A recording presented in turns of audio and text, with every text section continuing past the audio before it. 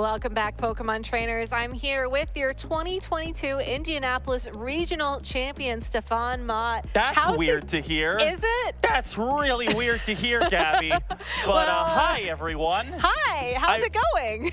I won, I guess. You did win, yes, I can confirm. So that's the thing that happened. Hello everybody and welcome back to the channel.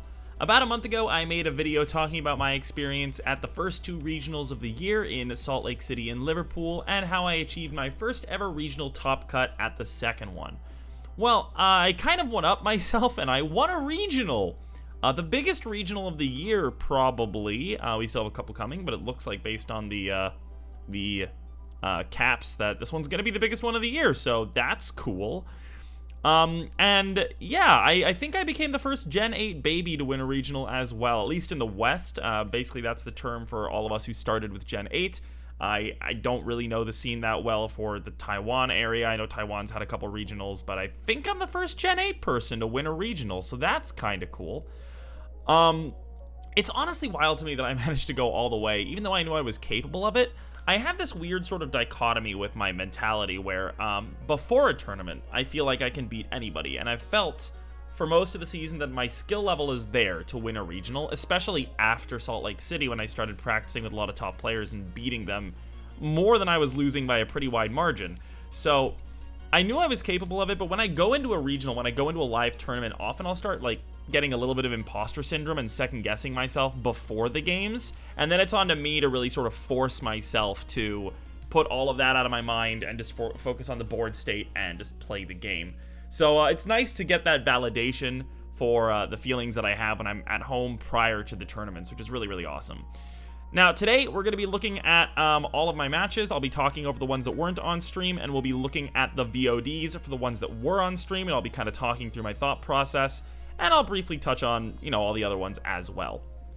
A super quick rundown of my backstory for those of you who aren't that familiar with me.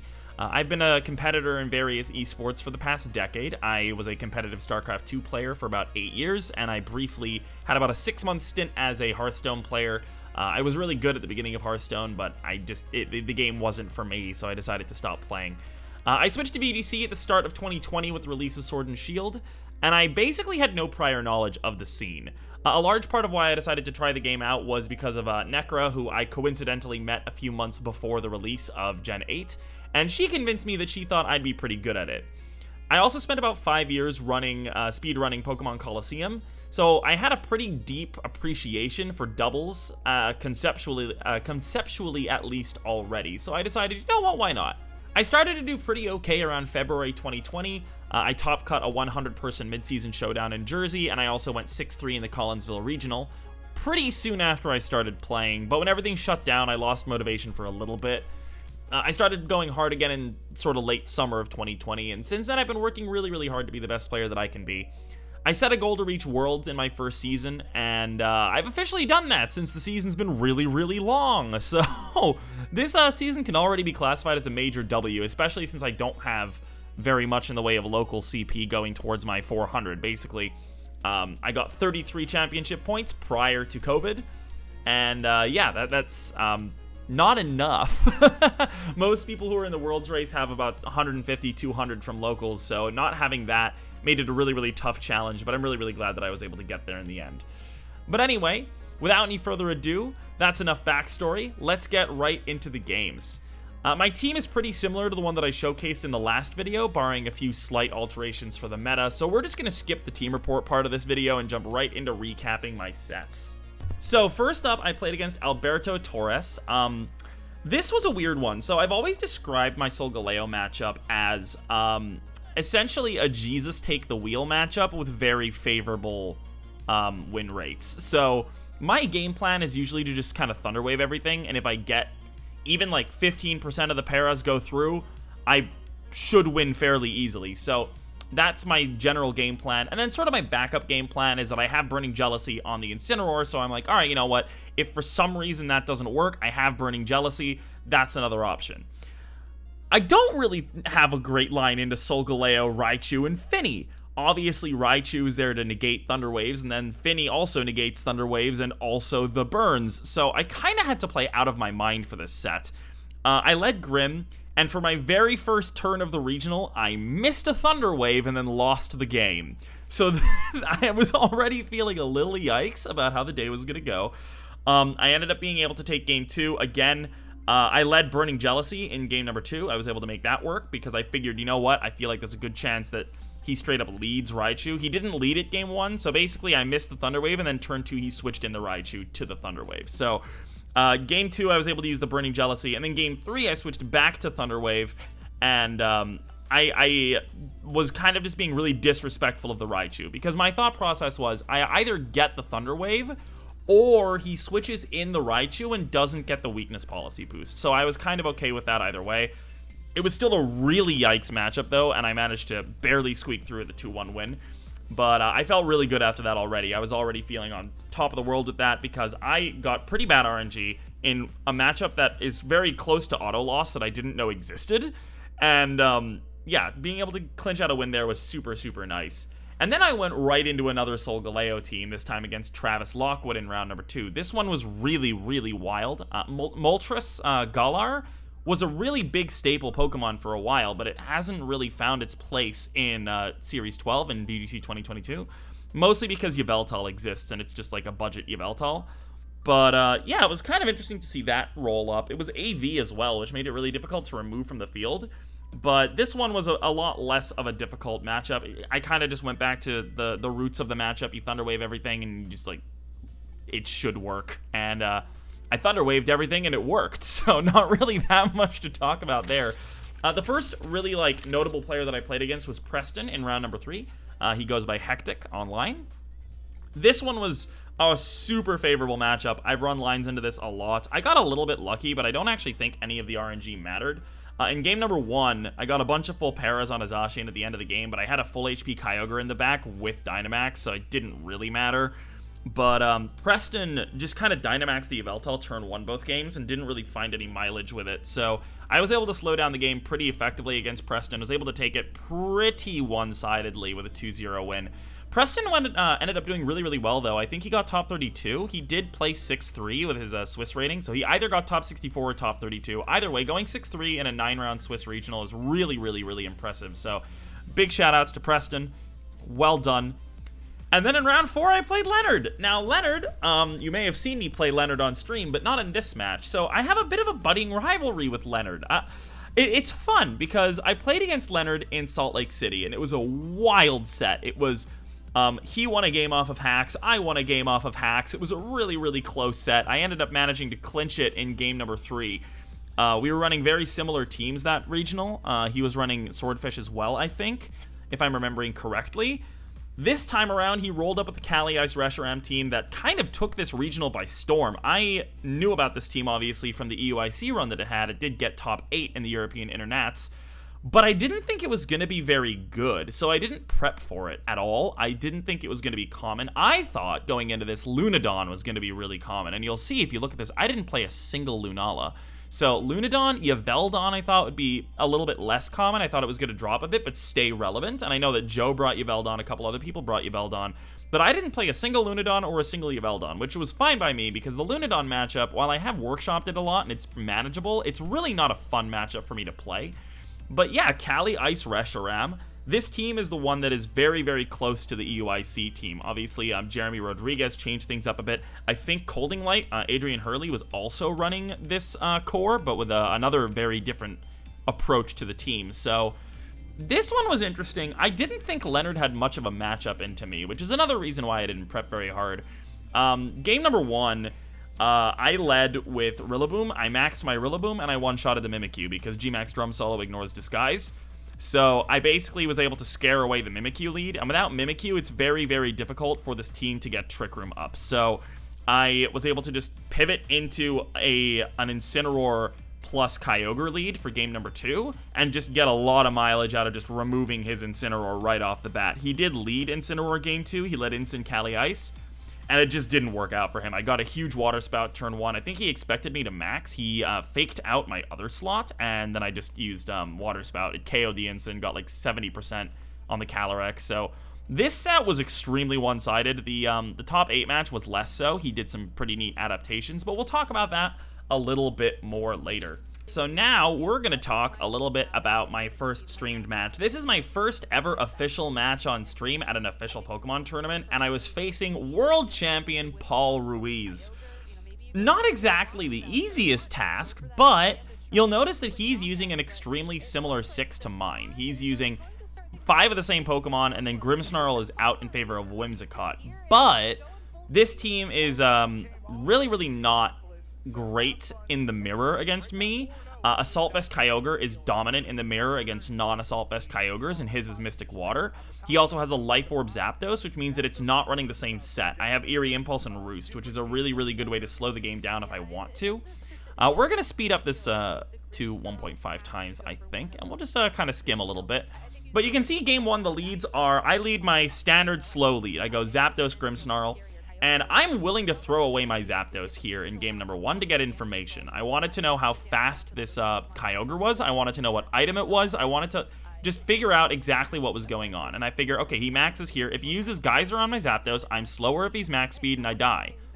But I get Thunder Wave off on the Zacian, and it's going to be a really big deal for me to know the speed tier of this Ogre. So I know that it's faster than my Zapdos. I was using Eerie Impulse here, so if he was slower, I just win the game. If he's faster, I'm in a bit of a bad spot here this game, but I'm really in a better spot for the rest of the set. The full para on the Zacian is absolutely huge as well, and that allows me to keep my Grimmsnarl alive while also getting the Kyogre onto the field. So my own Ogre can max here, and I one-hit KO the Zacian, and I'm faster because of the para. So he's forced to protect here. I still go into it because I'm not going to do that much to his Ogre. But you'll see, his Ogre is also not going to do very much into me if he attacks. I don't remember if he goes into me this turn, but I get to max the Ogre here. He goes for the Protect. He gets the Protect. It's the only play he can make. And attacking into the Zacian is also the only play I can really make. I want to make sure that I max, even though you might think this is wasting a max turn. It's going to be able to retain my HP in case he went for something like a Max Lightning. But this also guarantees that I know that it's Mystic Water. That damage roll on the Grimmsnarl shows me, okay, Mystic Water Kyogre. That's really useful for me as well. Just knowing the item, knowing exactly what I'm up against, especially in this tournament where we saw a bunch of different Ogres running around. Sohabe was running a Calm Mind Leftovers set. There was Life Orb running around. There was AV on my team. Mystic Water still common. This is the first time that Paul goes for a Max Guard. And you'll notice in this set, I think Paul played way too passive. I still don't think it's a good matchup for him, even if he doesn't. But this Max Guard doesn't really get him very much. I'm always going to go into the Zacian there because I can remove it from the field or dish out massive damage to whatever's coming in. I'm KOing anything except for Rillaboom. So a bit of a weird call there by him. You can also see on the HP values, mine is way more bulky. And this is another reason why I wanted to scout the speed stat, because if the Kyogre is max speed, it's likely running almost no bulk. So big deal for me to figure that out. Rillaboom comes in, and figuring out that this is not AV Ogre also tells me that this is likely AV Rillaboom, which is very important because my Kyogre is set to survive a lot of stuff from AV Rillaboom, and it wouldn't survive from, like, Miracle Seed, right? So, for example, my defensive investment is such that if I'm not maxed, I will survive a Grassy Glide from this Rillaboom. But now I'm maxed. I have the potential to throw out a Reflect if I want. I think I switched the Incin in here, though. So, no, I don't. So, oh, yeah, he's not AV. Yeah, so that's right. Never mind. He's not AV. But I get Reflect up, and he switches the Zapdos in, and basically this play was me just going, I want to remove the grassy terrain, because then I'm faster. I don't have max Hailstorm, so I can't just kill the Rillaboom. This Protect by him does get him valid information, because if I have Ice Beam there, I definitely target down the Rillaboom. So, good information for him that I don't have that, but he's now very low on Zapdos. He has Kyogre in the back, sure, but I still have an unrevealed fourth, which is, in this case, Zacian. It's almost always going to be Zacian.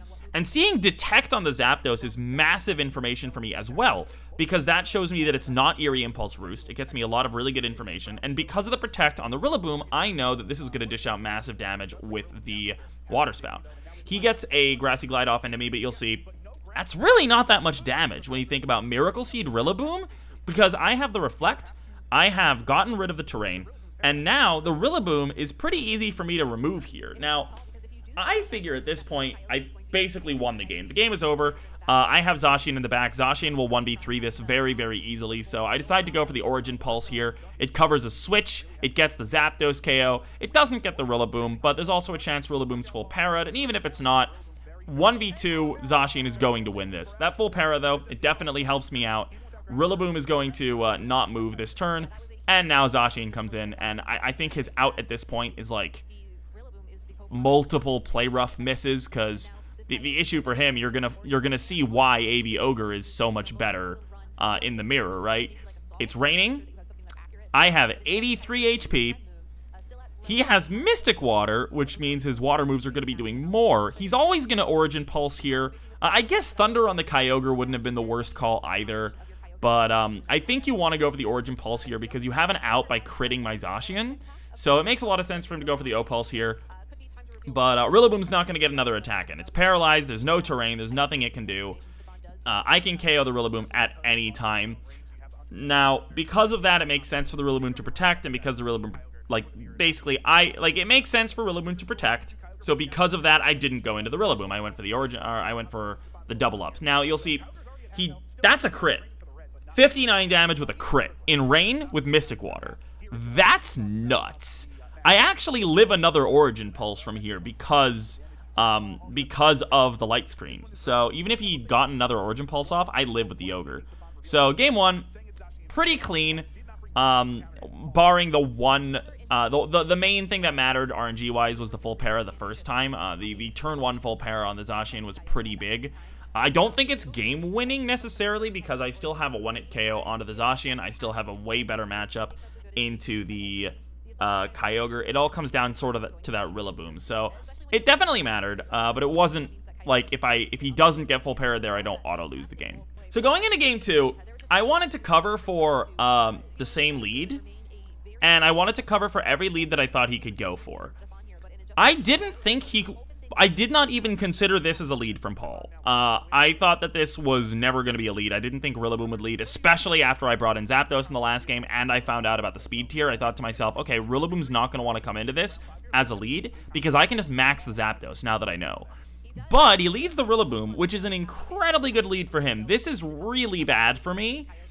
But this game is just going to go to show how much more favorable the matchup is for me. I switch in the instant. I know it's going to go down.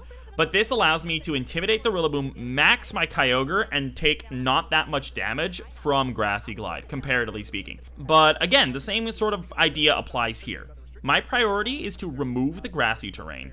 Now he goes for a Fake Out, which is really good for me, because that means I don't take a Grassy Glide, and now I've gotten rid of the terrain. He's -1 with no terrain. He's going to do very, very, very little damage to me with Grassy Glide, if he even gets a Grassy Glide off. So, you might think to yourself, oh, Instant went down for free there, that's like really, really bad, but no, it's actually really good. I want Instant to go down there, because A, his Rillaboom is useless, it's kind of forced to switch if he wants it to be useful, and I get a free switch into my Zacian here, which is faster than both of his Mons. So, at this point, I can go after the Ogre and KO the Ogre. I can go after the Rillaboom. I'm not going to one-hit KO the Rillaboom because it's bulky enough to survive a Behemoth Blade, but I'm faster with both, so if I really want to remove the Rillaboom, I could double target the Rilla. So I have a lot of options here. Paul really doesn't. He can't max the Ogre. He could max the Rillaboom, but it's -1 without terrain. So even there, it's not going to do that much. He goes for the Protect. I figured he would either Protect or he would Switch. So I went for the Geyser to cover for a potential switch. It KOs anything in the back. But he goes for the Protect. I think it's definitely the right call. But now, all of a sudden, he's in a position where he has to max his Zapdos. There's nothing else he can do. He's got Zapdos and Zacian in the back. I guess he could switch out the Rilla and max it in the endgame. Like, that's an option too. But maxing Rilla in front of a Zacian is also not great because he doesn't have his Intimidate with me. I'm dealing like 95% to a Dynamax Rillaboom with Behemoth Blade anyway. So he's forced to max a Zapdos. So at this point, I can play my entire game around that Zapdos max already. So looking at this, he stalled out 2 turns of Dynamax. That's not completely negligible. And now he's just trying to stall out the rest of the Dynamax. I go for the Play Rough into the Rillaboom here to cover for a Zapdos switch. If he switched in Zapdos, Zapdos dies there. It's a huge deal if I can get it. And also because I'm not one-hit KOing it with Behemoth Blade. I figured Play Rough works the best, but I missed, which is not optimal. It's not great. So he gets the high horsepower into the Zacian, which means that now his Zacian will KO my Zacian. So it becomes a little weird here where Paul plays very passive, and I don't know why, because he could KO my Zacian by attacking, but I guess he's trying to get a free sub up by reading protects. And I decide I'm up 1-0. I can just go. I have Grimmsnarl in the back, which is going to be pretty okay against Zapdos in the endgame. Even if he KOs the Zacian, he loses his, he doesn't have a sub. He's dead to the Water Spout, so he's trading Zacians if he goes after my Zacian. So there's really no win. There's no good situation for him here. He's gonna lose. He's gonna lose his Zacian if he attacks in. He has to go sub to survive it. But the problem is now the Zacian is getting low enough that I can pretty reliably go after it, even with a Grimmsnarl Ogre endgame. There's a lot of things that I can do to win this game. And his main issue is that, I believe in the post-game interview of this set, I described AV Kyogre as dummy thick. The reason for that is that he's about to max his Life Orb Zapdos. Now, I will say, electric terrain doesn't apply because Zapdos is flying. I don't have screens. I have no modifiers on my Kyogre, except for the Assault Vest. So I B-Blade here, I get rid of the sub once again. And what's he gonna do? He's going to try to KO the Ogre, and it's not going to work. This Ogre is so obscenely bulky. It lives on 5. I don't even think that was a roll. It might have been a roll because I wasn't full HP, so I wasn't 100% sure about what the roll was there. But it was, at best, an unfavorable roll for him, and the Origin Pulse wins the game. There's no way out for Paul from here. One Behemoth Blade is going to be able to take out the Zapdos. And that's my first stream set ever. I managed to 2-0 a world champion. It was an amazing experience. And it made me feel really, really good about the rest of this tournament going forward. We're now more than halfway through Swiss. I'm 5-0, and I'm feeling fantastic. So now this is where everything kind of starts to fall apart. I played against Nora Bowman in a matchup that is uncomfortable. If the Regieleki was a Thundurus here, I would have felt pretty okay. But it wasn't. It was a Regieleki. Now, the Regieleki never ended up coming, but because it's a Regieleki, it changes the way I have to play this matchup quite a lot.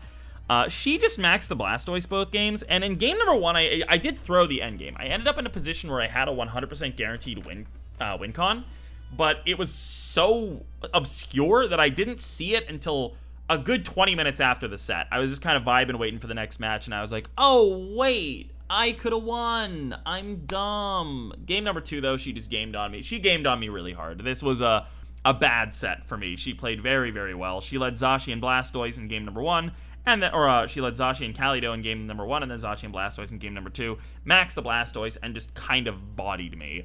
It was very bad. Nora played super well. She also top cut. And I believe she has a video now up on Adi's channel with a team report for this team. I highly recommend checking it out because Nora's very funny. I'm sure it was pretty funny. I haven't actually watched it myself, but the team was really cool. She played it really well, and she's very funny. So go give it a watch.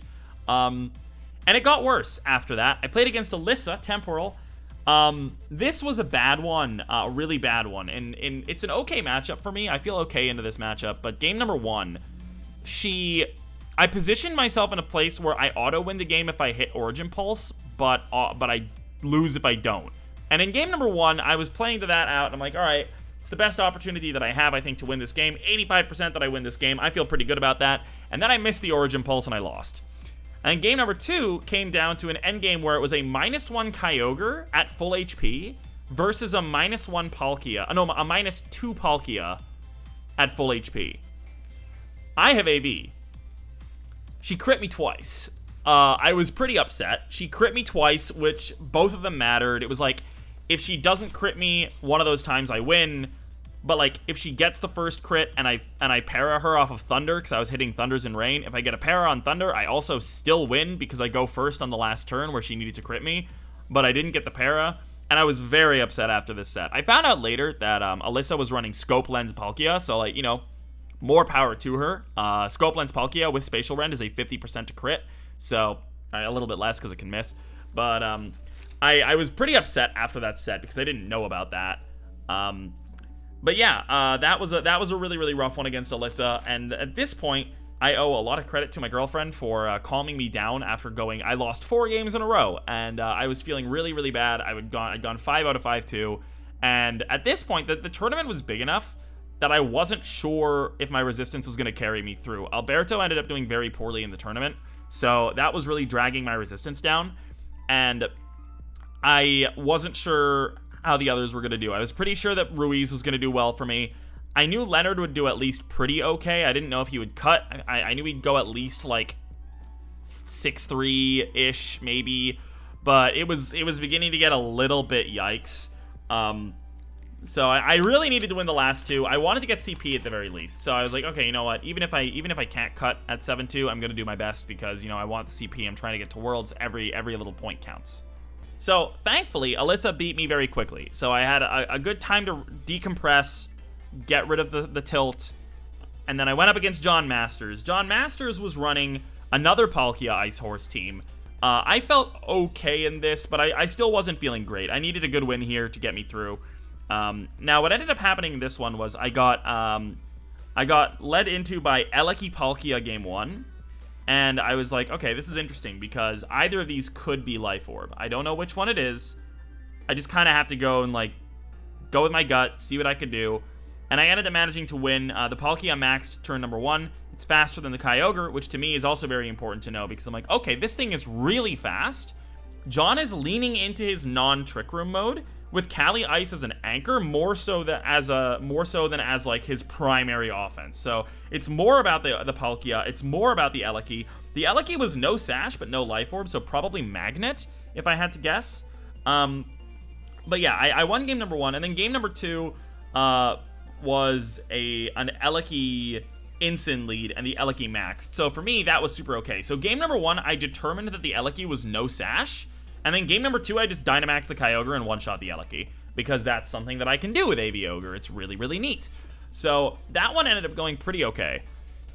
And finally, in round number 9, I played against Brandon Batten, and at that point, as soon as we went into team preview, I was like, okay, the universe is letting me cut this tournament. Brandon did very well. He got 6-3 in this tournament. He brought my team against me. Now, generally, I feel good in the mirror, and I know the team better than anybody else, because it's my team, and I've been running it for 2 months. So as soon as I saw it in preview, I was like, I think I can win. I think I should win. I think this is a lock for me unless I misplay or get really unlucky. Brandon changed some things on the team that, I mean, they helped Brandon go 6-3, so I'm not going to say they're bad changes, but they were very bad for the mirror. It was a Life Orb Zapdos. He kept Eerie Impulse, but not Roost. I don't think Life Orb Zapdos is that great on this team, especially in the mirror. It was also faster than mine, but and the other thing was Iron Ball Grimmsnarl. I don't understand it on this team, I'm not gonna lie. I don't know what it's supposed to do. Speed control, I guess, but Thunder Wave works just as well. So does Scary Face. It's a little bit of a weird one. Maybe it was to improve the Solgaleo matchup, because Solgaleo doesn't care about Scary Face, and it gets rid of the weakness policy. Like, that could be why. But essentially what happened in this set was he maxed his Kyogre, I maxed my Kyogre, but we both opened very passively. It was I opened Grim Zap both games. He opened Grim Ogre. I don't remember if he maxed right away, but he maxed, I Eerie Impulsed it, and I stalled out the max really easily and was able to win from there. Game number 2, he opened Grim Zap into my Grim Zap, and we both opened with like screens and impulse, very slow, and then he tricked Iron Ball onto my Zapdos, and I went, oh, I'll just slow play this game for 5 turns. Your screens are going to be gone, my screens are not going to be gone, and then I'll sort of accelerate the game while I still have screens and win from there. And that's just kind of how it went. It was a very, very easy win for me in that regard. Again, though, Brandon did really, really well with the team, and he deserves a lot of kudos because there are a lot of people who have tried my team, and I will say one of the things about it is that it's very, very difficult to pilot. You need a lot of experience with the team to be able to see all of your best ways to win.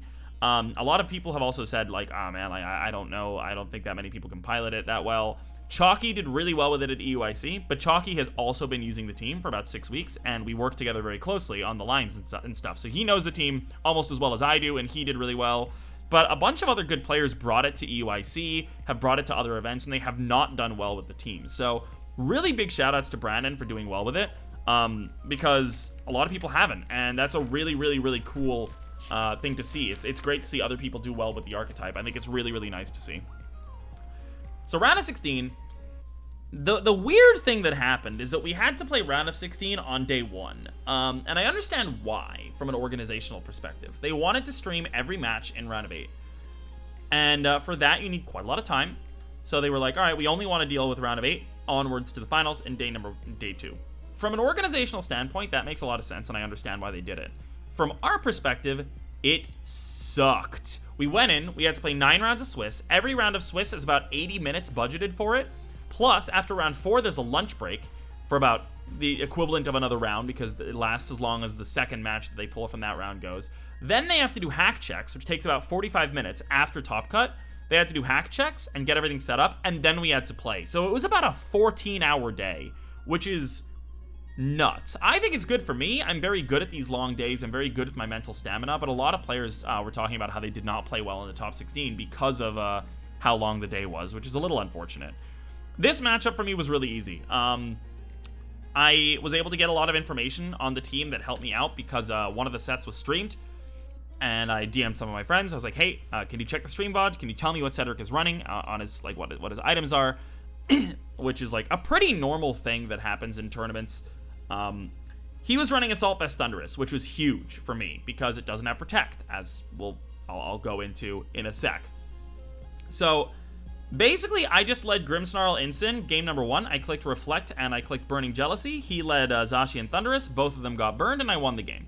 He played it out really well, though. He ended up getting into a position where he was almost able to claw it back, just off the back of him playing super, super well. I played the rest of the game out hyper safe, where I was like, all right, I don't think he can win from here, so I'm going to play super safe and make sure I don't misplay. But he got a lot of really good reads because he read into me playing that way and was almost able to turn it around. So big shoutouts to Cedric on game number 1. The problem with this team is that it does not have an adaptation that works well into that lead. You have Calyrex Shadow Rider. Okay, what are you doing against Grimmsnarl Ensign? It can't do anything. You've got Whimsicott. Okay, you're faster than my team anyway. I don't care about your Tailwind. You've got Indeedee. I guess, but you're slowing the game down against a team that likes to have the game slowed down, so, like, that's not good either. And then you have your own Ensign, which is, like, cool, but it doesn't do much into the lead. So you're left with Zacian Thunderous. This kind of a team needs to dictate the pace of the game. So Cedric needs to go for Zacian Thunderous in game number 2, even though he knows that I have a very, very good way to deal with it. And, yeah, so he leads that. His adaptation is exactly what I built the Ensign for. Substitute turn number 1. So you say, okay, I'm going to lead the Thunderous. He did not max the Thundy in either game, which helped him out a lot. He maxed the Calyrex in the back both times. But against Zacian, or against that lead, he's like, okay, you know what? I'm going to sack the Thundy. I'm going to Brick Break to break the screens. I'm going to substitute my Zacian, and then I'm not going to be burned, which is exactly what you should do. The problem is, my Incineroar has 20 special attack EVs and is minus speed nature. It's essentially a mixed Incineroar. And the reason for this is that the 20 special attack EVs guarantee that against the bulkiest Zacian in the format, I will break the substitute with Burning Jealousy. So what happens then is you use substitute, I Burning Jealousy, your Thunderous is burned, your Zacian's not burned, but you lose the sub. Now you're dead to a Behemoth Blade, and you have no sub, so I can just Thunderwave your Zacian. So the turn 2, I just Thunderwave the Zacian, and then from there, it's kind of just gaming. So this was a borderline unwinnable matchup for Cedric. It was a really unfortunate matchup for him. He played really, really well, but there wasn't really much he could do. It was one of those situations where if I play well, there's nothing he can do. So an unfortunate matchup for him, but good for me. And thankfully for me, I like Nora a lot. I would have loved to see Nora go further than top 16. But Nora was in my bracket, so I didn't want to see Nora go better than top 16 because she already spanked me once. So Leonard was able to beat Nora, and I got my rematch against Mr. Leonard Craft, DeWablefet, in the round of 8. So the context here is very, very important into this set. Now, I talked a little bit about how the first set went. It was very one-sided, but Leonard has now had a full night to prep for my match, for this matchup. And I had a full night to prep, and in that night, what I noticed was that the matchup wasn't actually that good for me. I thought it was an auto win when I played him in day 1, and it kind of went that way. But with prep time, I realized, I don't think I have a free win here. This is tough. The other thing that I did or that we realized, is that we didn't think Reshiram was good into me. We didn't think he'd bring Reshiram at all. And here he is leading at game number 1. So this is already, like, I'm sitting there going, my prep was wrong. Oh, God. I realized this later. I talked to him about it after this set. He forgot that I max striked his Reshiram on the last turn of Trick Room, and then my instant was faster out of Trick Room because of the speed drop. But that was very, very important here. The reason I bring that up is that I go ahead, I click Water Spout. It does about 60% to the Reshiram. It breaks the disguise. And what he goes for, he wisps the Ensign. And now this makes sense in the context of him thinking the Ensign is faster. Because he was reading, either I'm parting shotting into Zacian, or I'm parting shotting into Rilla. And the burn is incredibly good into both. But I'm slower, so it does nothing. Huge mistake from him. Honestly, a little unfortunate. But, yeah, so now there's no Trick Room. Water Spout should KO both if the Reshiram doesn't max in my head, and I just win. Now, I get a little cocky here, because I haven't run a ton of calcs with Kyogre versus Mimikyu, because it's not usually how I deal with Mimikyu. And Mimikyu usually dies. Now, what turns out is the case is that Leonard's Mimikyu is incredibly specially bulky. Like, super bulky. So what happens is I Water Spout again, expecting the free KO on the Mimikyu, and lo and behold, the thing lives, which actually gives him Trick Room. So this is a little bit yikes. It's not that yikes, because I have full HP on all my Mons except for the Ensign, and he doesn't have the ability to do that much here. He can max the Gastrodon. I think maxing the Gastrodon would have been the play here. It would have been very, very good, but he's at half HP. There's no recover on this Gastrodon, so even from here, I can just max strike him twice, and he's gone, even if he maxes. So I understand him not maxing the Gastrodon here. The problem is that he underestimated how bulky my Zacian was. If you remember back to the set from the first day, my Zacian was barely there. It was in the lineup, but it wasn't necessary. I won the games very quickly. Zacian was never a factor. So because of that, Leonard was never able to get a gauge on how bulky my Zacian was. So my Zacian lives. I haven't actually calced this. I don't know how pivotal that roll was. But the big thing that happens here is I miss the Origin Pulse on the Calyrex. So I thought to myself, Origin Pulse here is great. If he goes into my Ogre, that's fine. I get the Calyrex switch in. I do like 60% to it, a little less, like 50% to it. And then he can't max either because his Reshiram's already at half, and then his Calyrex is at half, and then he has to max a half HP something, and I just win the game. But the miss makes things a little bit awkward here. But at this point, the Gastrodon is gone, so I don't really have to be too concerned about my Ogre anymore. I can just think to myself, okay, I can just max my Ogre here with impunity. I can start firing off geysers without worrying about Storm Drain. And Zacian living is really, really big because that just allows me to try to position my Zacian to come back in after Trick Room is over. So I'm able to switch in the Incineroar here. That's going to be able to get one Intimidate off. He doesn't have a way to really set his own policy up. He has Shadow Ball on this Reshiram, I think.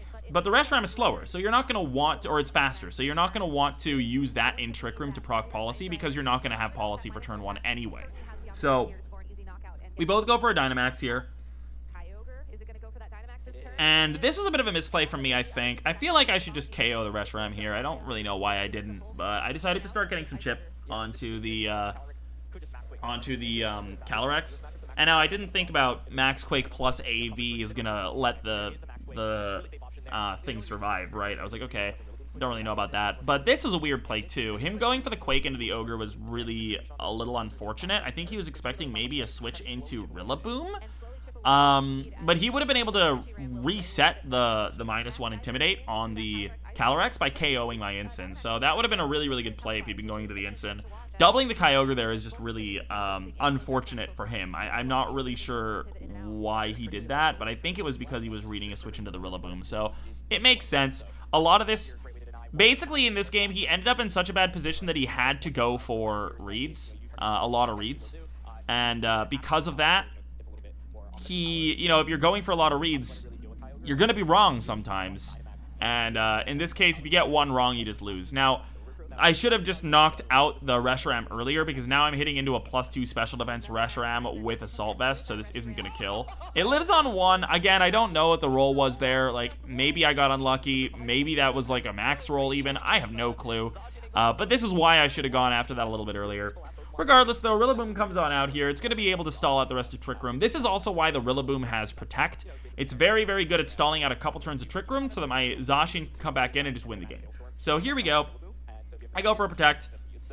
There's nothing he can do to KO this. There's no rain anymore, so like that's a little annoying for me. But I can reset that pretty easily by just going into the Reshiram. Now, Draco Meteor comes in here. That's definitely a read on the Protect. I think that was the play. Getting as much chip onto the Kyogre as you can is good. But it's still an AV Kyogre, so you're still really going to struggle to remove it. He's got a neutral Calyrex now. Of course, the Chilling Neigh from KOing the Incin does bring it back up to neutral. But he's not running Seed Bomb or anything like that. It's very, very uncommon these days. There was like a brief period where Seed Bomb was like kind of a thing, but not so much anymore. And now from here, I feel very, very comfortable because it's the like Trick Room is gone. All I have to do is knock out the Mimikyu to deny Trick Room, and then my Zacian can come in and clean up. Like, I don't really care if he KOs my Rillaboom here. I don't even really care if he KOs my Kyogre with, like, a crit or something, because I'm getting the Mimikyu guaranteed. The thing never carries Protect, and then my Zacian comes in and wins the game in the end game. So, going for Shadow Sneak, some damage. I think that was there to try to get the double knockout with Glacial Lance, but at the end of the day, he's not Babiri, so none of that really matters. And I went for Wood Hammer there anyway, so boop. So we go into game 2, and I'm expecting an adaptation of some kind. The one thing I didn't expect was the same lead. I thought it was going to be a Calyrex lead, maybe. I thought Calyrex Incin was the best lead that he had. He disagreed, clearly. We discussed it a little bit after the set. Calyrex Incin forces 50-50s, and he doesn't like to play that way, which is very fair. If he thinks he has a way that he can win by just outplaying, you go for that instead of the 50-50s. Like, yeah, like, it makes sense. But I don't think there was really much way to do that. He brings in the Calyrex, and I think he maxes Reshi here, does he? Yeah, I hard switch to the Rilla here. Basically, this was me preempting a Gastro switch. I was expecting him to potentially switch Gastrodon on one of the sides. So, overall, decent switches for him. He maxes the Reshiram. I do not max the Ogre here. I just click Water Spout again, and Water Spout's just going to chunk the Calyrex. Boop. Yeah, it's a lot of damage to the Calyrex. Like, Quake is cool, but yeah, I switched out into the Rillaboom, so this is one of the things that makes Rillaboom really, really good in this matchup, as opposed to something like an Amoonguss. Amoonguss is neutral to Quakes, so Incin and Zacian can bait Quakes very effectively, and then you can switch the Rillaboom in, take negligible damage, and then heal some of it off at the terrain. So it's a pretty nice way to lead here. I don't remember if I maxed my Ogre here, actually.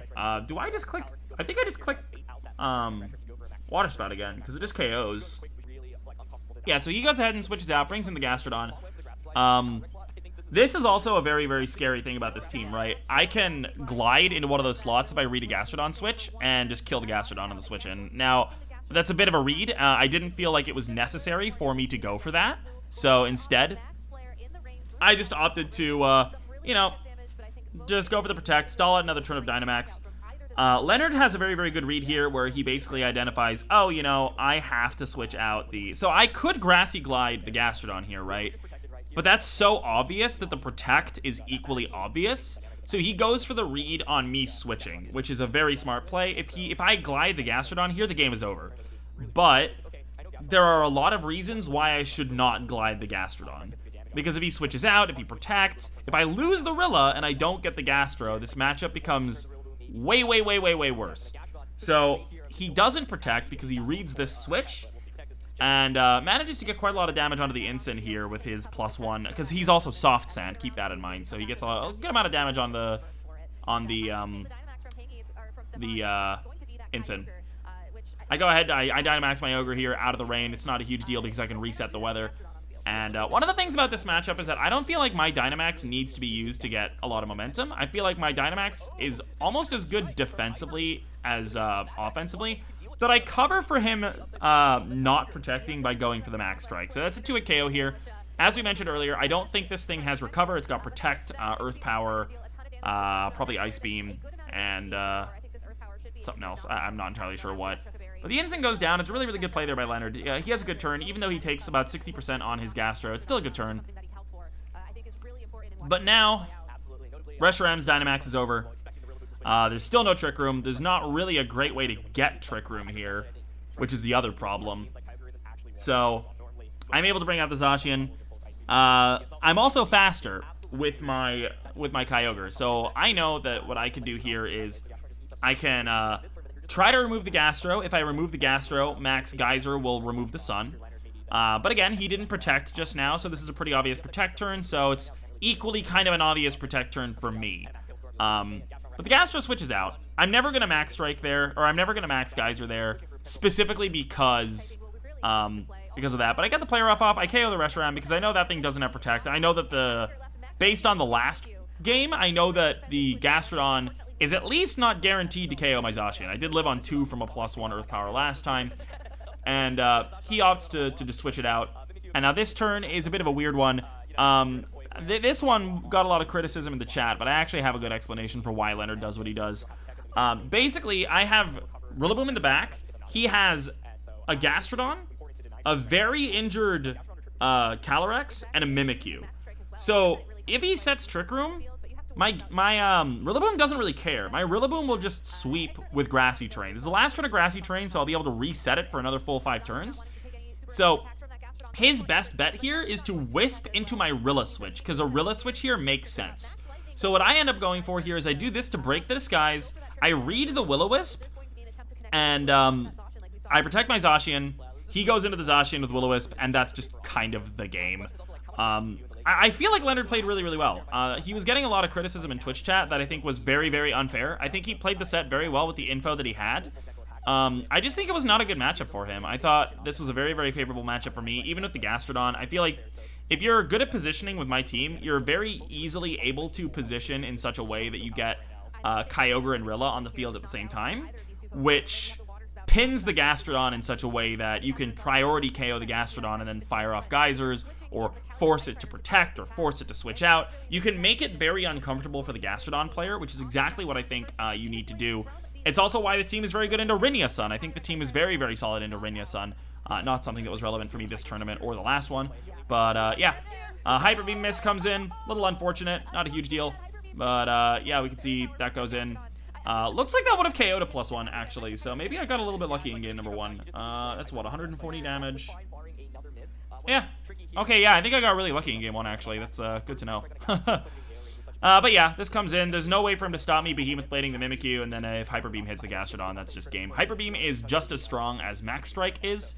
Obviously, you have the recharge turn, but if you're using it as a game ender, you don't really have to worry about that. So here we go. Behemoth Blade. Bibbidi bobbidi boop. Down goes the Mimikyu. And Hyper Beam is going to be a nice little cinematic finish to this top 8 match. I love this animation. It's just so good. Goodbye. All right, and that's top 8. So we go into round of 4, the top 4 match against Raul Acosta, Austin Acosta. This was a set. This was a real set. I felt pretty good about my matchup here. I thought Safety Goggles Zapdos just kind of owned him really, really hard. But outside of Goggles Zapdos, he has a lot of pieces that he can play really, really well. But I also watched a lot of his games, and I knew that he was relying very heavily on instantly Dynamaxing the Venusaur, getting a lot of chip with the G-Max Vine Lash, and then bringing out Calyrex Shadow to sweep. So I figured, you know what? I'm going to lead Zapdos here. I'm just going to straight Eerie Impulse this thing, and then it's going to do nothing. So the Eerie Impulse goes in. At this point, my mindset's also very, very healthy. I've accomplished more than my goal. I've done better than I did at Liverpool. I have a medal, which is cool. I was a little sad that I missed out on that at Liverpool. I have well over 100 points, like 130 points, I think. So I'm feeling really good. I'm playing with no pressure. I'm just kind of gaming. I'm playing Pokemon for fun. And not really feeling any pressure in any of these matches. So, a great turn 1 for me. I get a lot of damage on his Grimmsnarl. I get a -2 on the Venusaur. And, honestly, game 1 is just kind of over at this point. There's very, very little that Austin can do. I'm just going to effectively slow down the game. He gets a Max Strike off. Like, that's really neat. He gets a crit, which is also very neat for him. But, you know, not a huge deal. I think he would have KO. I was very worried that he was going to KO my Grimm here. But he goes for the Spirit Break into the Zapdos. Oh, wait, no, he does go to the Grim. Yeah, so he gets a KO on the Grim here, which really kind of sucks for me. But it doesn't really matter. Like, at this point, Zacian comes in. There's no Sun. Even if there is Sun, he's -2. So, like, he can switch in Groudon and Weather Ball me, but I don't really care because I have Light Screen up. I think I set up Light Screen. Yeah, so I have Light Screen up. And, I should, anyway.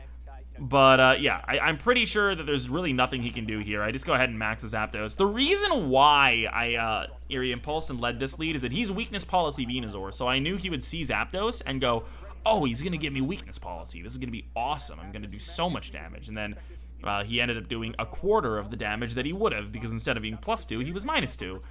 Yeah, I mean, he gets the Scary Face off, which is a little annoying, but you see him doing 17 damage to me with G-Max Vine Lash.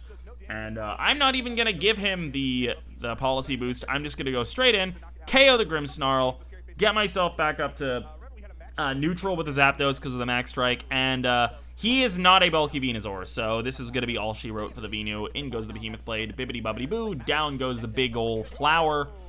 And the double KO there essentially seals up game number 1. We'll skim a little bit, go forward. Yeah, he has the Donnie, he's got the Calyrex in the back, which is, it's Mons that are strong, but my Zapdos is neutral now, which means it's going to outspeed the Calyrex after a single Airstream boost, which is really, really big. So what I can do here is I can protect the Zacian, Airstream, and then with the next Airstream, I'm going to be faster with the Zacian. I have that option. I also have the option to just go into the Ogre. The Ogre is behind Light Screen. I'm not 100% sure if I set Light Screen this game, actually. But regardless, Psyshock goes into the Zapdos. I knew he had Psyshock, which was one thing that was a little concerning to me because, of course, that ignores Assault Vest. It does not ignore Light Screen, though. So seeing Rock Slide's also really good. I didn't know if it was Rock Slide or Stone Edge, but Rock Slide's pretty neat. And now from here, I have a +1 speed Kyogre. I have Zapdos that's also +1, so I can just go for another Airstream and a Water Spout, and that's going to be more than enough. He goes for the Protect on Calyrex Shadow Rider. This was a bit of a misplay by me. I really should have Airstreamed the Groudon because the Protect there, I'm going to KO that with Water Spout anyway, so I should have just gone into the Groudon. A little bit of a misplay. I played this set a little sloppy, honestly, but we get really big damage here. Boom. And now both of them are super low. I still have Zacian in the back, pretty healthy. Confirming Citrus is really big for me, though. That confirms to me that he's running Swords Dance. Like, there's a lot of information that you can, like, a lot of implied information that you can get in this game based on certain moves that you see. Ogre is going to live, though. I think he was hoping that would die to the vines. But from here, I'm faster than both. Origin Pulse is going to hit the KO on the Groudon. It's still a little bit yikes. If I miss Origin Pulse, I'm still in a bit of a rough spot, but I'm pretty sure Hurricane KO's Calyrex. So I don't think there's much of a way out. If Hurricane KO's Calyrex, there's no way out for him here. So I don't remember. Let's find out. Oh, yeah, okay, it lives, actually. So the double Origin Pulse hit actually matters quite a lot here. But it connects. I don't get the miss this time around, and that's game number 1. So game number 2, same leads. I'm a little surprised that he led Venusaur again here. But he played this really well. I was thinking to myself, okay, this looks to me like he's going to Sleep Powder something. It should be the Grim, because he should know about safety goggles. But if I get really lucky, he'll Sleep Powder the Zapdos. So I decided to just do the same play, just in case. I figured to myself, when I'm up 1-0 in a situation like this where I feel like I have a favorable matchup, I'll oftentimes just do the same thing. Because I'm like, all right, let's see what his plan is. Let's see if he can actually adjust and win. He gets a Sleep Powder. I'm not really that concerned about this because it's going to take him a little bit of time to set up. He can't max the Venu. So he's going to have to spend a turn switching. That gives me a chance to get rid of my first sleep turn, and then maybe I can wake up on turn 2. There's a lot of things that I'm just kind of looking at here as being, all right, I wonder if, like I think I'm in a good spot here still. He plays this out very, very greedy, though. Extremely greedy, but very smart. He sends in the Groudon. I'm asleep. Turn number 1. I'm doing a little bit of chip here. Zapdos is very, very good at just chipping things down. I'm very, very happy to just take a turn doing that, but Grimmsnarl's asleep. And now I'm thinking to myself, all right, I mean, maybe he maxes the Groudon. Maybe he Swords Dances, but if he Swords Dances, that's another turn that I'm not sleeping. So I feel pretty good about that. He actually ends up doing neither of those two things. He ends up just going for a Precipice Blades. I think he was reading a switch on the Zapdos. which is fair enough. He gets a lot of damage on the Grim. I don't wake up. Grim goes down. And this is where it gets a little yikes. At this point in the game, Austin is in a good spot. Austin is faster than my Primal. He can max. He doesn't have Assault Vest, but he has screens. He needs... So this is a bit of a weird one. He can't KO my Ogre. My Ogre can 2-hit KO the Groudon. So, it's a little bit weird, but I look at this and I'm like, alright, I think he kills my Zapdos here. I think he's going to go after the Zapdos. So why don't I don't want to switch in my Zacian. I don't want to risk switching it into like another Precipice Blades or something. So I'm going to let him KO my Zapdos, probably take the L on this game, and just go for the Hurricane Confusion, just if it happens, cool. In the rain, hitting yourself from Confusion after a Hurricane is a 9%, I think, because it's 30% to proc, and then it's a 33% to, so I guess 10%, like 10% to hit yourself. So I'm like, all right, you know what? This was pointless because he was slower. He didn't know that, though. And this is where things get a little oof. He gets confused, he hits himself in Confusion, and then he gets critical hit by the Max Geyser. And, that was a lot. I'm actually going to check the calc right now. I should have done that in advance, but he's not AV. It is in rain. Does he die to this? Yeah. Okay. So, what we learned from this is that the crit in this situation didn't matter. One of the two things mattered. If I get the Hurricane self-hit, he doesn't get Quake, and I kill him anyway, without anything else. So, even without the crit there, he dies. Or, if I don't get the Hurricane self-hit, he gets the boost from Quake, and he dies to the crit. But, in that case, he takes about 50% off of my Ogre, and the endgame is a lot more favorable for him. So, the fact that I got both is... I mean, the crit didn't matter because of the Hurricane self-hit, but, like, the Hurricane self-hit 10% was absolutely gigantic. So really, really, really unfortunate for Austin there. I felt very, very bad. I've been hacked out of a lot of sets and top cuts, and it feels awful. And Austin is a really cool dude. We're friends, so I felt quite bad about that. I'm very glad this was a 2-0, because if that was a game 3, I would have felt even worse, like so much worse. So anyway, he's not dead yet. He gets sleep powder off. He doesn't fall asleep. He doesn't miss. So he still has an opportunity to get out of here. He's got his Calyrex Shadow Rider in the back. That thing has a sash. So, there are ways out for him. I still have a turn of Dynamax. If I wake up, that's probably game. If I stay asleep, that's probably not game. I decide to keep the Zacian alive. I go for the Zapdos. I think the Zapdos lives. So, I'm like, alright, if he sleep powders the Zacian slot, he's not going to get anything done. Leaf Storm goes in. Does absolutely nothing. Because AV Ogre is nuts. But yeah, so from here, I don't wake up. I thought there was no shot for him to 2-hit KO the Zapdos here. I figured I would get a free Roost off, because he's -2.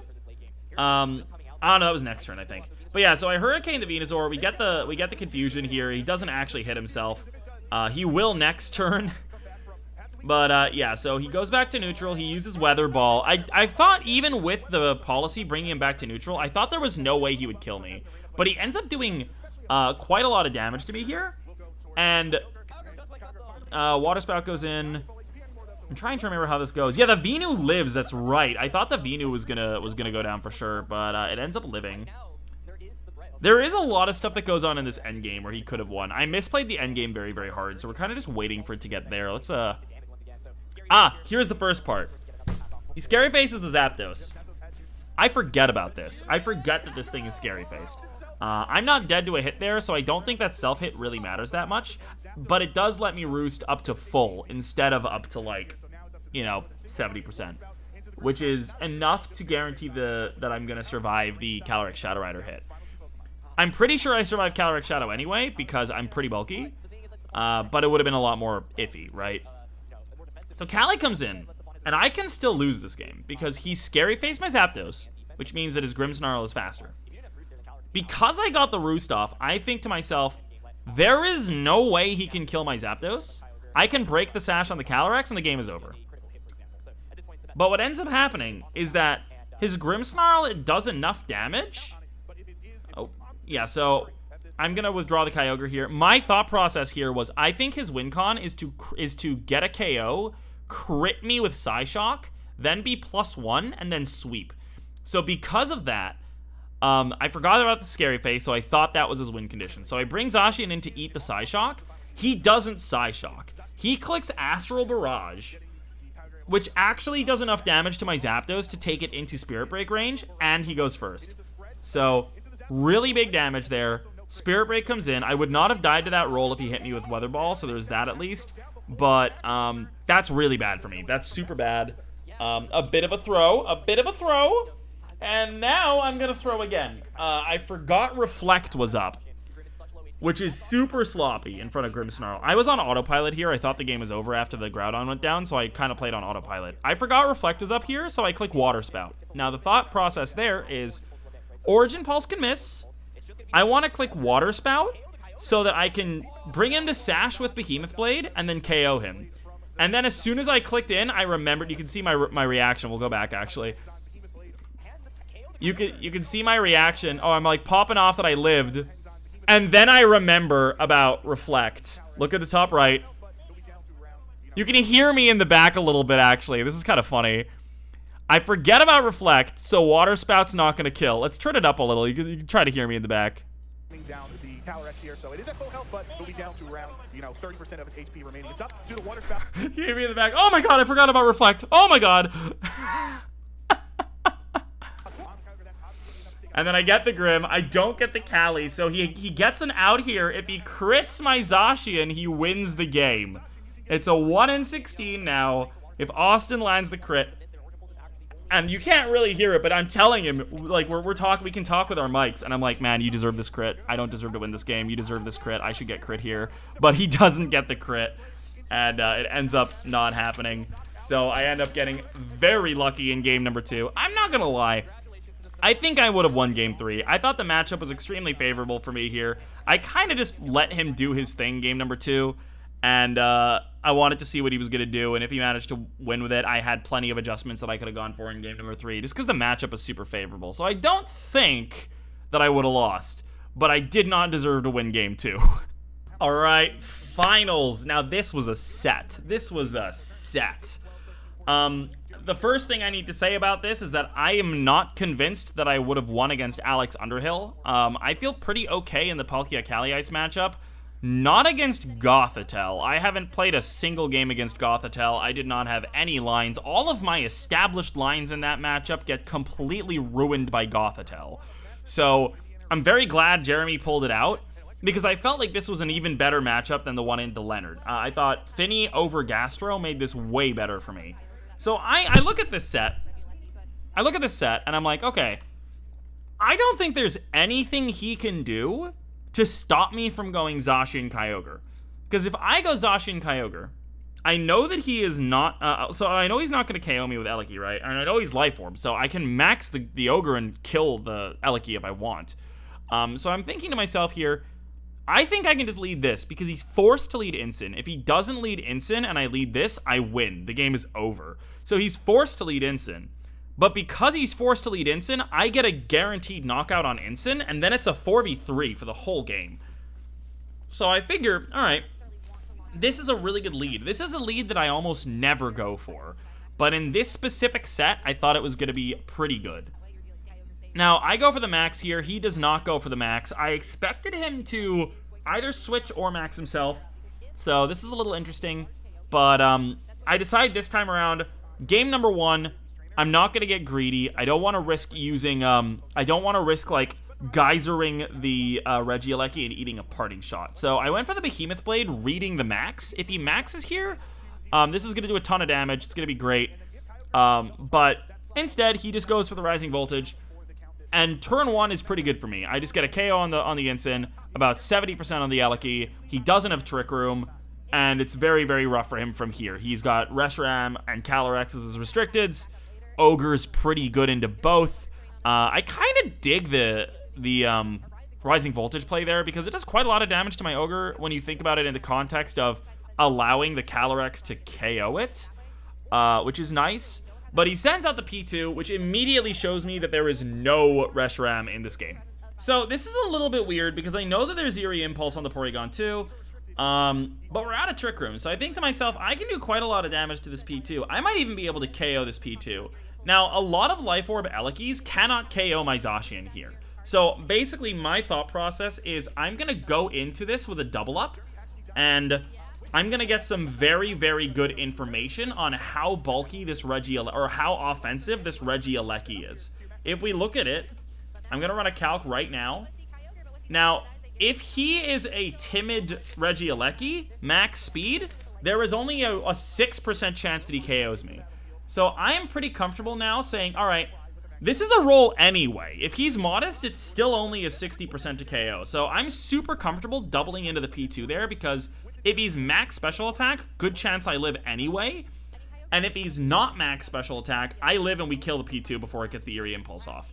So regardless, I decide to go for that play here. I'm like, all right, let's get some info. It tells me a lot about this Regieleki. It tells me that it's most likely modest, which is good to know. It's good to know for the damage calcs going forward. And I have Rillaboom in the back, so I feel pretty comfortable against this. If he's going to max the Regieleki, sure, you can max your Regieleki. It's going to go down to a Grassy Glide. There's nothing it can do to stop me from Grassy Gliding here. I'm just going to KO it. So, what are you going to do? Send in Finny? Like, you don't have Calyrex in the back? Okay, then that's fine. In this case, he goes for the Max Lightning into the Ogre. It's not going to KO. The Rillaboom also gets rid of the terrain, which allows me to survive once again. And then from here, I decided not to glide because instead what I wanted to do was just get the KO on the Porygon 2. Now I can KO the Regieleki with Geyser even at -2, and going into the P2, I can just KO this with Woodhammer. So I figure, you know what? I could go after the Eleki, but my Kyogre is not that important in the endgame.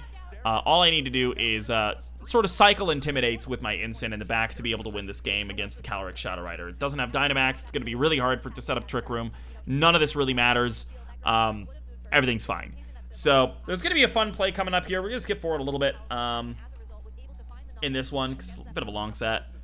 I switch into my Incin. I get the -1. I go for Protect on the Rillaboom here because his only out is, like, Trick Room doesn't really get him that much here. All he needs to do is he needs to get a KO on my Rillaboom so that he can go back to neutral and then try to sweep. That's what he needs to do. He needs to just rely on the bulk of this Pokemon, but Protect on Rillaboom is going to be able to save that. This is where I go for a little bit of showmanship. I'm not going to lie. So I decided here, I was like, sitting there, I'm like, as I mentioned earlier, very no pressure. I'm not nervous. I'm just kind of vibing, and I'm like, all right, you know, it's my first finals. Wouldn't it be funny if I made everyone think I was throwing, and then I wasn't? Now, this does have a reason. This helps me. So his only win con here is me screwing up or him critting me. So he goes for the Protect. In this case, I fake him out. I decide to get some chip damage first. But I figure, all right, you know what? The only chance is if he crits me. So I can remove that win condition by burning him. So I know he's weakness policy. I've watched his other sets on the stream because, you know, it's top 8. We're all watching each other's sets. And I'm like, all right, you know what? We're going to have a little bit of fun. We're going to have a little bit of fun here. So Rillaboom turns out. That's going to proc the weakness policy. Brings him to +1 because of the Intimidate earlier. Out we go. In comes the Ogre. And you can hear the casters were like a little bit confused. And there's the Burning Jealousy. So it's a neat little tech. I hadn't shown Burning Jealousy on stream yet, so I wasn't 100% sure Jeremy would know it existed. So like maybe it wasn't a good idea for me to reveal it. It might have been smarter for me to keep that card secret.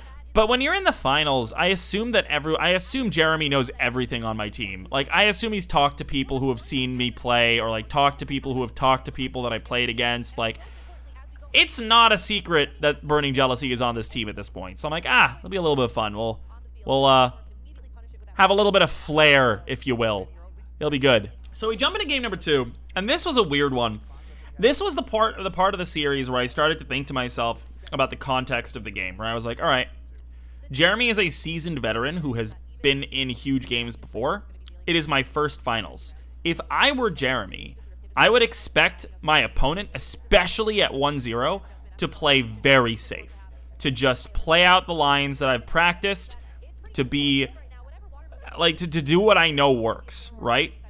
Now, in reality, that makes me a lot easier to read, and I don't think that's a good way for me to play. So I didn't play that way this set. I played completely opposite to that. I played risky, balls to the wall, dumb, like things that are borderline nonsensical. So we'll see a lot more of that in game number 2 and game number 3. I go for the spout. I got the instant KO here. And I don't need to max because the Eliki is here. He goes for the flare. It's a very, very bad turn 1 for Jeremy. Now, this is a hard misplay. This is a super, super hard misplay by me because I got too into the context where I'm like, all right, what is something he's going to never expect me to do that could just win me the game? Max flare the Calyrex. He's not going to get Trick Room. It one-hit KOs in the sun that he just set up. Let's go. Now, in reality, I have fake out pressure. He always protects here. There is no reason not to protect here if you're Jeremy. So this was dumb, and I shouldn't have done it. But I did. So what we're going to do now is we're going to move a little bit forward. I'm going to Dynamax my Incin. And because of Unnerve, Max Quake's going to do quite a lot of damage to me. So, you know, Protect goes in, and that's kind of game. It's very, very bad for me from here. I give him Policy. He Quakes me up. Does a lot of damage. A lot of damage. Reshiram is a strong, strong, strong Mon. But yeah, I don't do enough. Fun fact, I don't think I KO there, do I? What, 50? 48. Yeah, I don't KO there. So that was just a misplay. I don't even KO in Sun. I thought for sure I KO in Sun, but I don't, with that roll at least, it might be a roll, but like with that roll, I don't KO. So I shouldn't have done this. There was never any reason to do this. Check the calc actually. Yeah, okay, it's a roll. It's a 50-50 roll. So this was just a misplay in many different ways. I should not have done this. And I was considering a different line that I was going to do in game number 3 if this went the same way, where what I could have done there instead is I could have just I could have max striked the Calyrex, and then my Incin. So my Kyogre is faster than the Reshiram. So I can max strike the Calyrex, then the Reshiram is slower than my Incin, and then I can use Parting Shot, and then I can switch the Incin back in to get an Intimidate onto the Calyrex, and that wins me the game. Like, the game is over in that case. But I got a little caught up in the whole, oh, wouldn't it be funny if I had won like this? So, really bad play by me there. It was bad. The rest of this set, we'll watch it out. You know, Jeremy played really well from here. I think I played pretty well from here, but it was from a losing position. There was not really anything I could do. So, yeah, I switch out to try to get the rain back. I figure there's no shot that he blue flares my Kyogre, so, you know, Rillaboom protects as well, so I figure the blue flare into the Rillaboom makes a lot more sense. Glacial Lance comes in as well. And I think from here, yeah, he does a lot of damage to my Zacian. That's so much damage because of the policy, obviously. I was hoping I could live 2 Glacial Lances, was essentially the case here. I was thinking if I can live 2 Glacial Lances, I'm good, but yeah, there was nothing that I could do. So yeah, we switch the Ogre back in. I'm basically just desperately trying to stall out Trick Room. If I can stall out Trick Room and get like, so my win con here was if I was thinking maybe a crit Grassy Glide KOs and then I can win. But based on that roll, crit Grassy Glide would not have KO'd. So very, very, very rough game number 2. So yeah, I figure here, I'm trying to think about what my next game plan is. There's 2 more turns of Trick Room, so I think to myself, you know what? Okay, maybe I can stall out 2 turns of Trick Room with a double protect. And then if I can hit the Calyrex and dodge a blue flare, then maybe I can win. So I thought I still had maybe a very small chance of having an out here. But I needed the double protect. I think I got the double protect too. Yeah, so then the idea was I needed him to click blue flare, or I needed to live earth power. Now with the grass recovery, I was thinking to myself, maybe I can live earth power. Maybe. But I don't. That's the spoiler. I don't. Actually, wait, I do? Oh, yeah, no. Oh, yeah, okay. So I read that he would say the same thing, right? And I was like, okay, if I could catch him protecting, if he misplays and protects, and I take out the Reshiram, then I can win, but he just doubles in. It's a very, very obvious play. I miss play rough there. It doesn't really matter. So we go into game 3. I lead the same thing here because for the same reasons that I described before. Like, for him, he's leveraging this Incin very well, where he's like, okay, you can KO my Incin, but then I get a free Trick Room. But my thought process is like, I don't care if you get a free Trick Room, I get a free Incin, and then it's a 3v4, and I'm in an advantageous position anyway. I don't hate this P2 lead. I really don't. Some people in the Twitch chat were like ragging on the P2 lead, but I think this was really, really well played out by Jeremy as far as like what his options were. His biggest problem is that like he takes so much damage on the P2 and he loses the Incin for free. So, you know, that's fine. Now he gets the Calyrex in, and he does have a self-proc with Foul Play on his Porygon too. So he's capable of setting up his own weakness policy, which is really, really good. But this game I played unexpectedly better. So essentially, we have this situation. From here, I don't really know how he wins, honestly. Like, he could Quake the Zacian, but, like, why? Like, my whole thought process here is it's the first turn of Trick Room. My Zacian is intimidated. Why would I ever attack with the Zacian? I either switch or I protect. So I figured to myself, there is no universe where he Quakes the Zacian slot. He either attacks the Ogre or he uses Max Hailstorm to catch the Rillaboom switch in.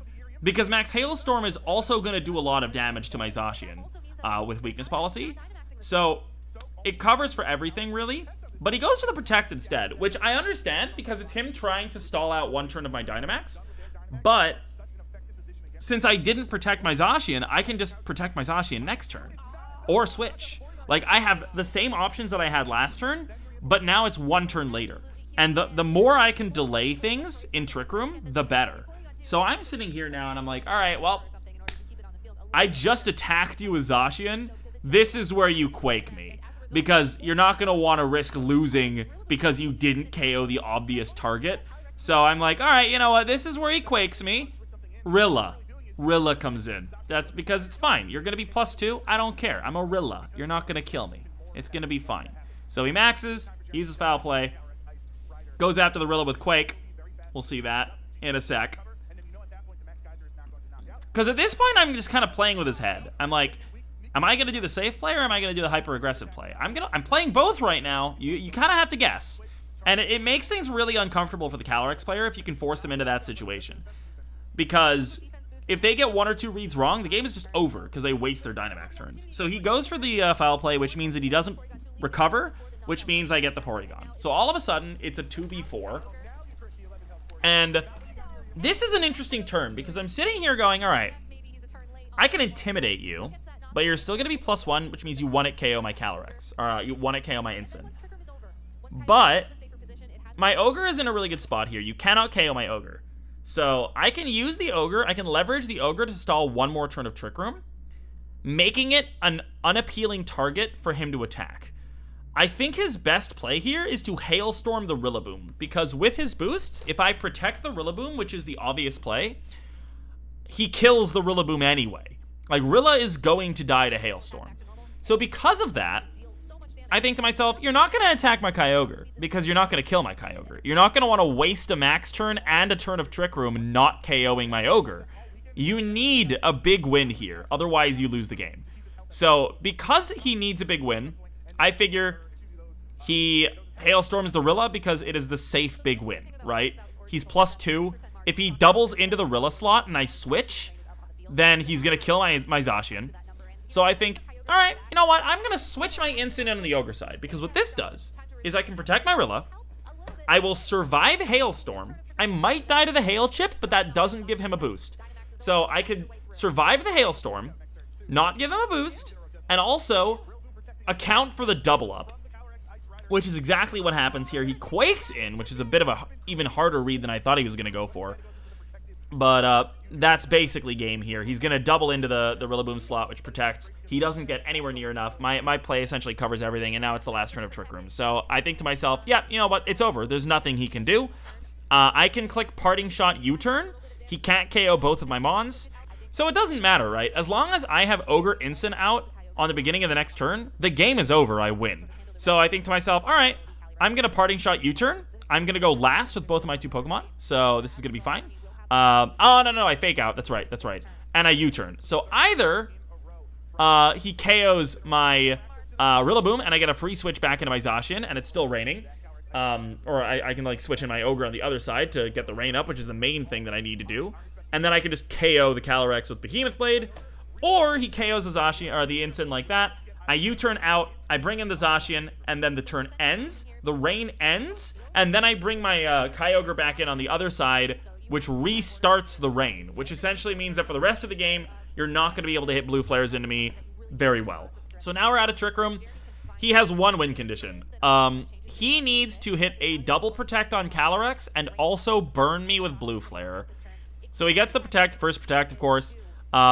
I know he's going to protect, but there's no reason not to Behemoth Blade, because at this point, that's the only win condition is for me to get unreasonably haxed, and it's still my best play, because if I go into the Reshiram, then I'm risking dying to high horsepower. So he misses blue flare.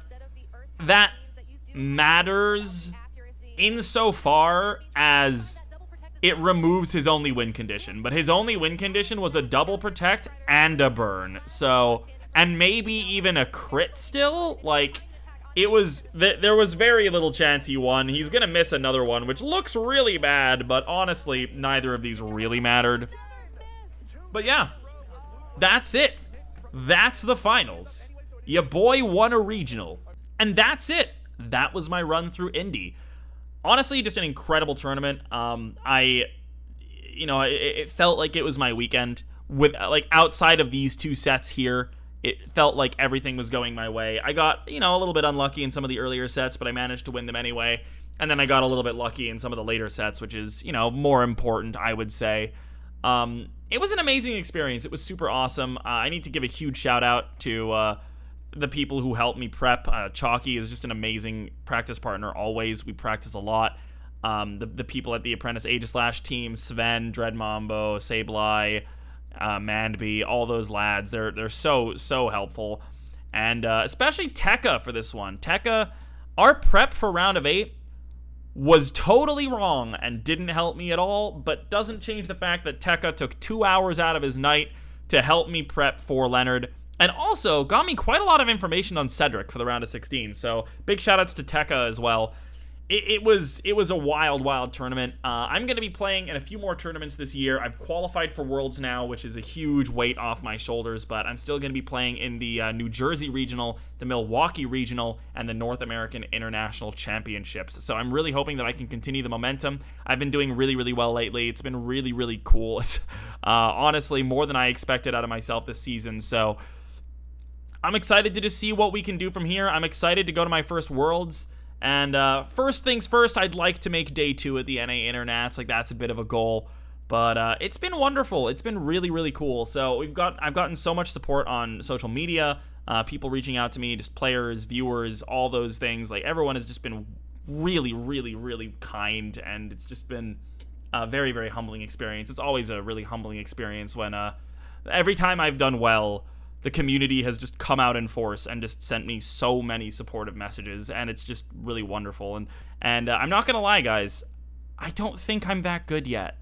I see so many glaring holes in my play, which to me says there's a lot of room to go up.